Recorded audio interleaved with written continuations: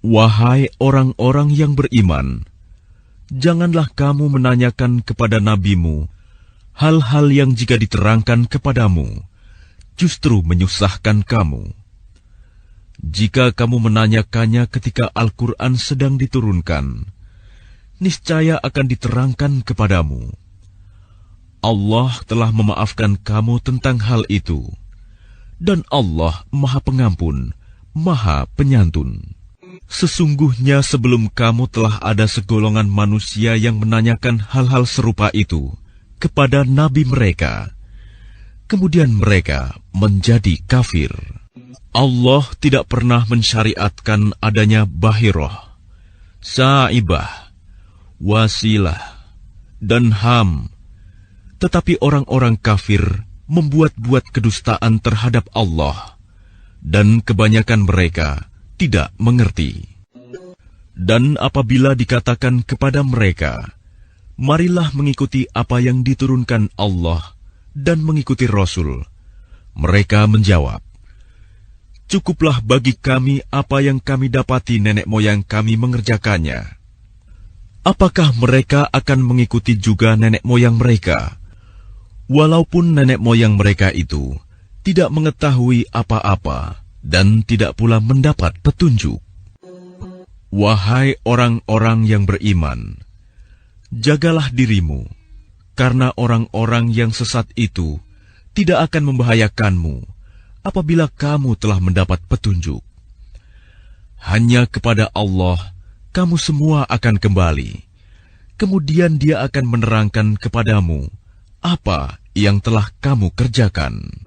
Wahai orang-orang yang beriman, apabila salah seorang di antara kamu menghadapi kematian, sedang dia akan berwasiat, maka hendaklah wasiat itu disaksikan oleh dua orang yang adil di antara kamu, atau dua orang yang berlainan agama dengan kamu.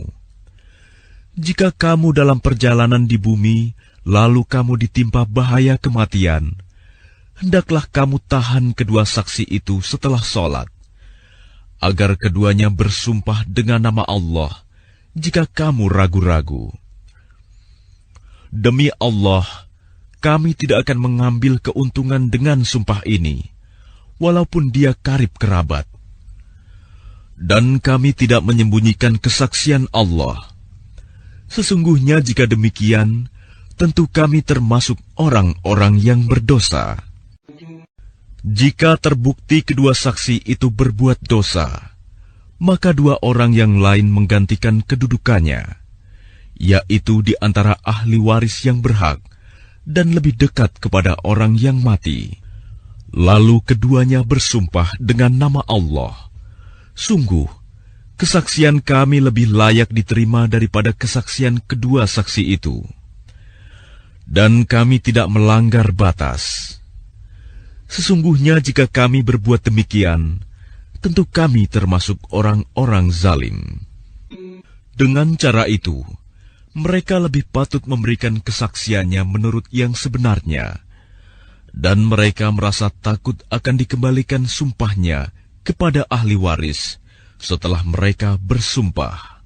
Bertakwalah kepada Allah dan dengarkanlah perintahnya, dan Allah tidak memberi petunjuk kepada orang-orang yang fasik.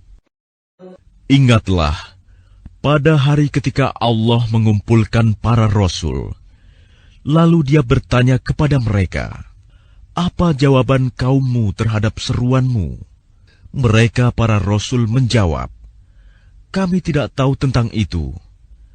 Sesungguhnya Engkaulah yang Maha mengetahui segala yang gaib. Dan ingatlah, ketika Allah berfirman, wahai Isa putra Maryam, ingatlah nikmatku kepadamu dan kepada ibumu, sewaktu aku menguatkanmu dengan Rohul Kudus. Engkau dapat berbicara dengan manusia di waktu masih dalam buayan dan setelah dewasa. Dan ingatlah ketika aku mengajarkan menulis kepadamu, juga hikmah, Taurat dan Injil. Dan ingatlah ketika engkau membentuk dari tanah berupa burung dengan seizinku, kemudian engkau meniupnya, lalu menjadi seekor burung yang sebenarnya dengan seizinku. Dan ingatlah ketika engkau menyembuhkan orang yang buta sejak lahir, dan orang yang berpenyakit kusta dengan seizinku. Dan ingatlah ketika engkau mengeluarkan orang mati dari kubur menjadi hidup dengan seizinku. Dan ingatlah ketika aku menghalangi Bani Israel dari keinginan mereka membunuhmu, dikala engkau mengemukakan kepada mereka keterangan-keterangan yang nyata. Lalu orang-orang kafir di antara mereka berkata, "Ini tidak lain, hanyalah sihir yang nyata."